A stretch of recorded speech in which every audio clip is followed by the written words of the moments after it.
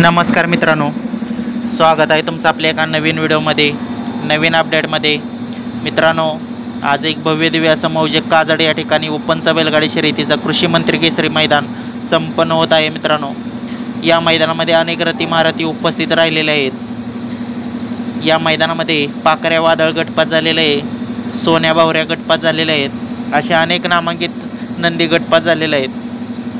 तर मित्रांनो, आपला लाडका वारम हिंद केसरी बकासूर देखील या मैदानात उतरलेला होता आणि आजच्या मैदानामध्ये आपला लाडका बकासूर नक्की कोणत्या गटात पळाला, गटपात झाला की नाही याची अपडेट आपण या व्हिडिओच्या माध्यमातून देणार आहे।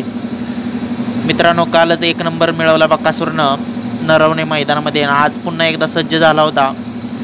पण मित्रांनो, आपला लाडका बकासूर गट क्रमांक 18 मध्ये पळून गटपात झाला की नाही, तर मित्रांनो, गट क्रमांक 18 मध्ये तास क्रमांक 4 मध्ये आटी आणि तटीची लढत झाली आणि या लढतीमध्ये मित्रांनो आपल्या बकासूरचा थोडक्यात पराभव झालेला आहे।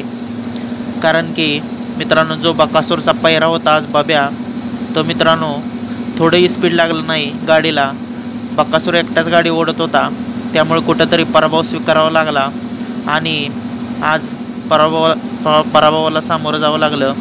असो, हार जिती होतच असते। काल प्रथम क्रमांकाचा मानकरी झालेला बकासूर मित्रांनो, त्याचबरोबर आज लाल्याबाई देखील पळण्यासाठी सज्ज झालेला आहे। नक्कीच बकासूरची जागा लाल्याबाई आज पुन्हा एकदा चालवेल आणि बकासूरचा दावणीचा लाल्या गट क्रमांक 26 मध्ये पळताना पाहायला मिळणार आहे मित्रांनो।